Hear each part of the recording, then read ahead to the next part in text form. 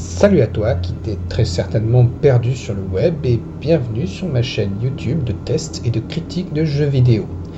Je m'appelle Psycho99 et pour ma première vidéo, j'ai décidé de partager mon expérience de la bêta ouverte de The Division sur PC. C'est parti! Hé! Allez, tenez bon!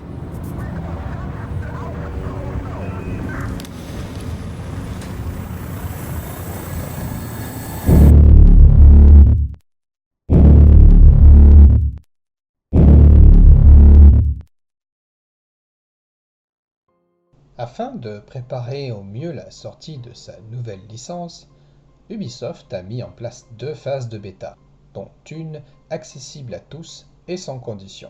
Évidemment, et comme c'est de coutume, le contenu du jeu était bridé pour l'occasion. Niveau capé, monde limité et aussi fonctionnalités non accessibles. Cela ne m'a pourtant pas empêché d'en profiter et m'a même donné l'envie de partager. Je ne vais pas vous parler de l'histoire, vous en savez probablement au moins autant que moi. Plutôt de l'immersion.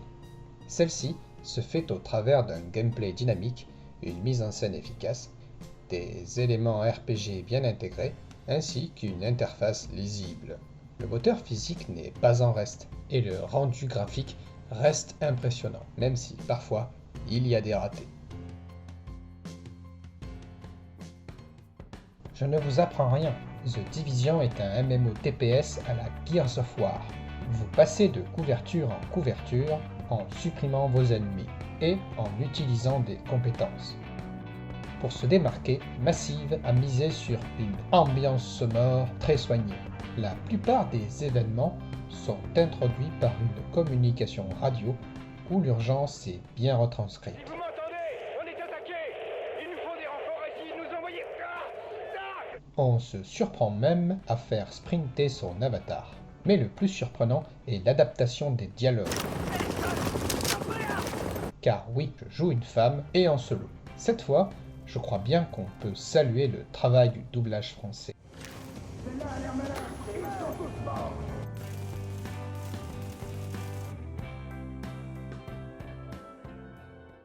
La maniabilité est impeccable. Votre avatar court, saute par-dessus des barrières, grimpe sur des caisses, des échelles, ferme des portières, le tout avec une fluidité digne d'un Mirror's Edge.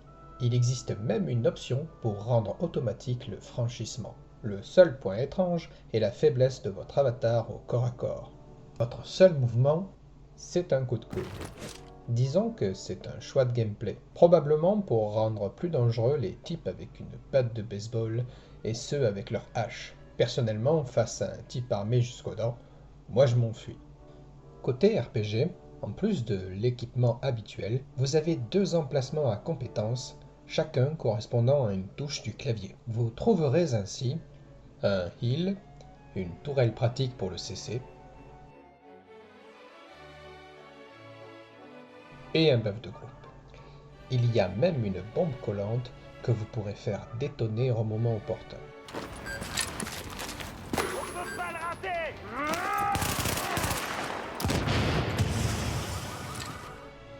Pour l'armement, vous avez droit au classique 2 principales et une de poing, avec munitions illimitées pour la dernière. L'interface n'est pas en reste, presque entièrement paramétrable. Je dis presque, parce que l'on se rend vite compte des limites. Si placer sa minimap en bas à droite de l'écran est tout à fait possible, le texte, lui, ne s'adapte pas. Tant pis, on apprécie quand même l'idée. Et aussi la réactivité de l'ensemble. Surtout que l'on accède souvent aux différents menus. Côté carte, si l'on regrette celle du trailer de 2014, elle reste très agréable. Et surtout son affichage est instantané. Les menus d'équipement ne sont pas en reste, avec une ergonomie plutôt bien pensée. On apprécie notamment le petit chiffre à côté de chaque élément pour indiquer combien d'autres sont dans l'inventaire, ainsi que le petit point d'exclamation signalant tout nouvel objet. Si jouer en solo est tout à fait possible, ou au moins à bas niveau, il est nettement plus fun en groupe. Laissez-moi vous expliquer comment ça fonctionne. La partie de base est une instance personnelle. Seul le chat vous relie aux autres joueurs. Joueurs qui ne peuvent vous rejoindre que si vous les acceptez. Ainsi, seules les zones sociales et la Dark Zone sont obligatoirement multijoueurs. La base d'opération est un espace privé où vous êtes le seul à pouvoir entrer. Sur ce point, je trouve dommage de voir bêtement disparaître les autres avatars sur la ligne, là où les développeurs auraient pu faire preuve d'un peu plus d'imagination. J'ai d'ailleurs eu, en rejoignant un groupe, le désagrément d'être directement mis devant un écran de chargement avant d'être téléporté à l'autre bout de la carte. Je ne râle pas contre le chargement, il y en a en permanence dans le jeu, mais contre l'écran qui brise l'immersion. Dans le même genre, on aimerait voir disparaître le fondu au noir dans les ascenseurs. Du côté technique, le moteur physique s'en sort bien, avec des destructions crédibles sur la plupart des objets et des effets de particules bluffants dont certains apportent un sacré punch à l'action. Ce qui m'a ébahi, ce sont surtout les effets météo. Si le brouillard volumétrique ne pourra pas être poussé à fond sur les machines les plus modestes, il reste très convaincant et peut même devenir angoissant associé à un blizzard. Pour un MMO, le jeu est magnifique et surtout très détaillé. S'il n'y a rien qui ressemble plus à un sac poubelle qu'un autre sac poubelle, il faut reconnaître que je n'ai pas trouvé d'heureux jumelles dans la bêta. The Division est l'un des rares jeux où je me suis pris à faire marcher mon avatar juste pour profiter de l'environnement. Certes, si l'on compare à la présentation de 2013, il y a un downgrade graphique. Mais il faut comprendre que l'autre alternative était d'attendre encore 2 ans pour toucher au jeu. Plus de temps de développement n'est pas toujours synonyme de meilleur jeu. En conclusion, je dirais que tel qu'il était dans sa bêta, The Division me plaît, et je suis impatient d'être au 8 mars prochain pour découvrir tout ce que ses concepteurs ont gardé en réserve. Ici s'achève cette vidéo. À une prochaine. Parce que même si c'était très prise de tête de monter tout ça, je le referai très certainement.